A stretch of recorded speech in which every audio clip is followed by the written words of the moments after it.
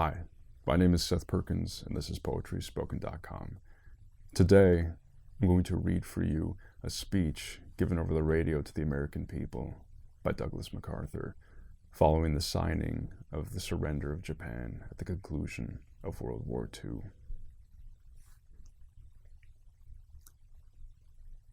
Today, the guns are silent. A great tragedy has ended. A great victory has been won. The skies no longer rain death.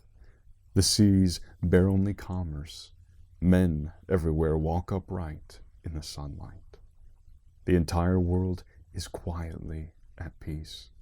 The holy mission has been completed, and in reporting this to you, the people, I speak for the thousands of silent lips, forever stilled among the jungles and the beaches and in the deep waters of the Pacific which mark the way.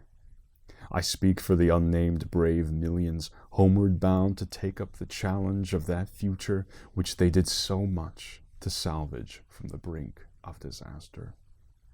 As I look back on the long, tortuous trail from those grim days of Bataan and Corregidor, when an entire world lived in fear, when democracy was on the defensive everywhere, when modern civilization trembled in the balance, I thank a merciful God that He has given us the faith, the courage, and the power from which to mold victory.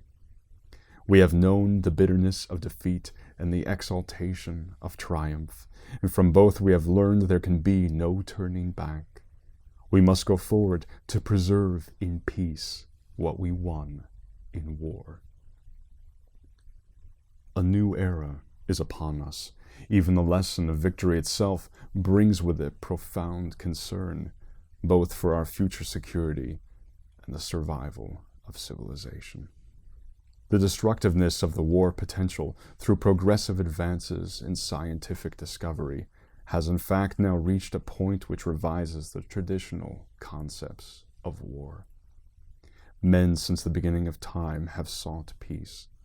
Various methods through the ages have attempted to devise an international process to prevent or settle disputes between nations.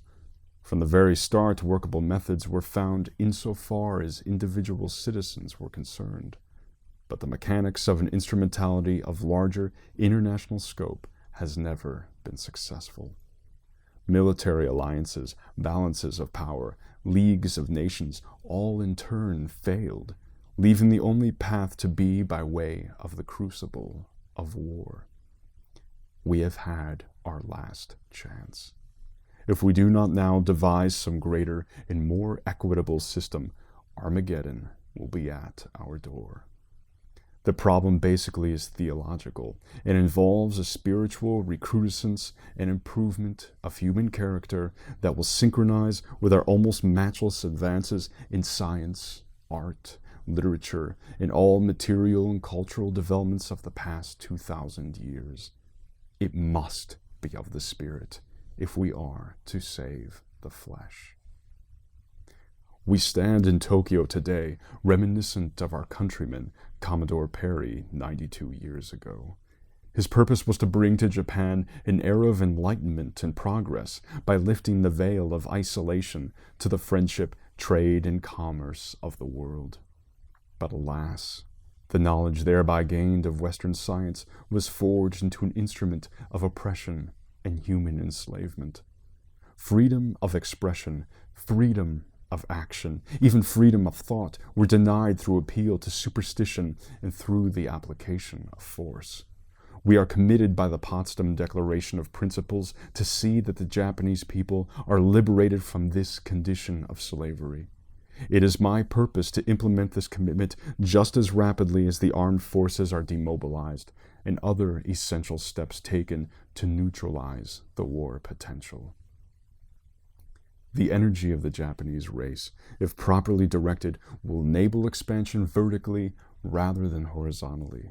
If the talents of the race are turned into constructive channels, the country can lift itself from its present deplorable state into a position of dignity.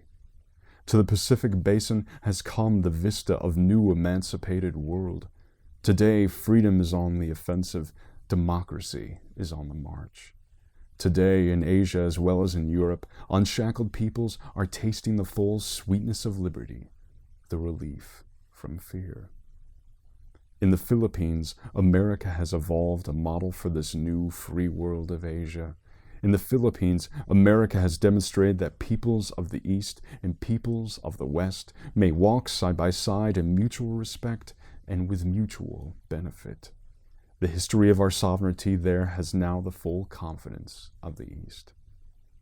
And so, my fellow countrymen, today I report to you that your sons and daughters have served you well and faithfully, with the calm, deliberated, determined fighting spirit of the American soldier, based upon a tradition of historical truth, as against the fanaticism of an enemy supported only by mythological fiction.